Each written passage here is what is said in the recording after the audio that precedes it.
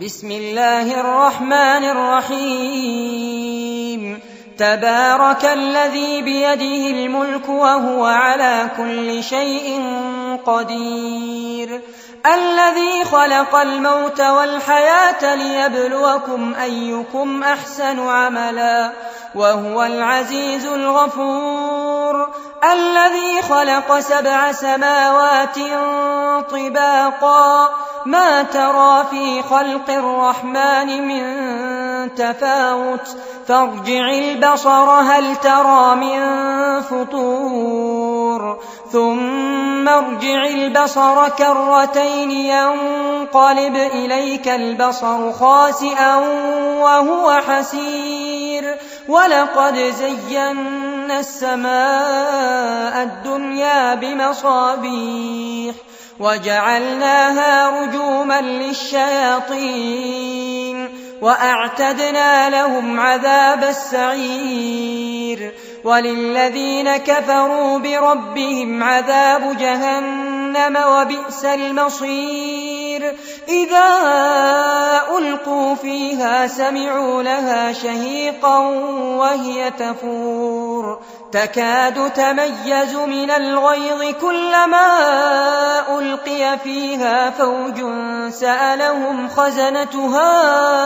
ألم يأتكم نذير قالوا بلى قد جاءنا نذير فكذبنا وقلنا ما نزل الله من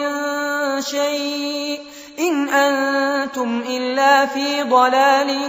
كبير وقالوا لو كنا نسمع أو نعقل ما كنا في أصحاب السعير فاعترفوا بذنبهم فسحقا لأصحاب السعير إن الذين يخشون ربهم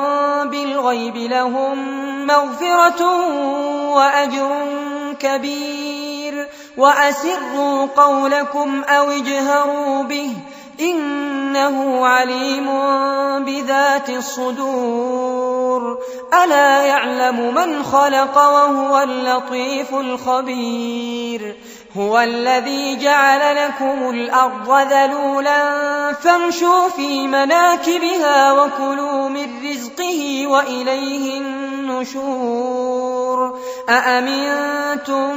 من في السماء أن يخسف بكم الأرض فإذا هي تمور أم أمنتم من في السماء أن يرسل عليكم حاصبا فستعلمون كيف نذير ولقد كذب الذين من قبلهم فكيف كان نكير أولم يروا إلى الطير فوقهم صافات ويقبض ما يمسكهن إلا الرحمن إنه بكل شيء بصير أمن هذا الذي هو جند لكم ينصركم من دون الرحمن إن الكافرون إلا في غرور أمن هذا الذي يرزقكم إن أمسك رزقه بل لجوا في عتو ونفور أفمن يمشي مكبا على وجهه أهدى أمن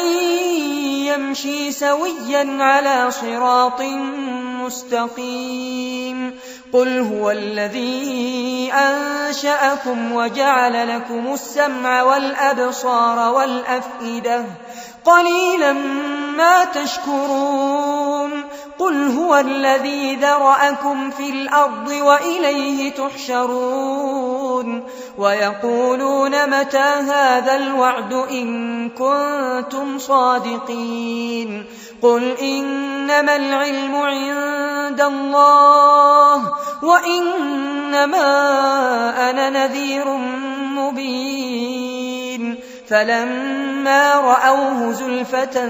سيئت وجوه الذين كفروا وقيل هذا الذي كنتم به تدعون قل أرأيتم إن أهلكني الله ومن معي أو رحمنا فمن يجير الكافرين من عذاب أليم قل هو الرحمن آمنا به وعليه توكلنا فستعلمون من هو في ضلال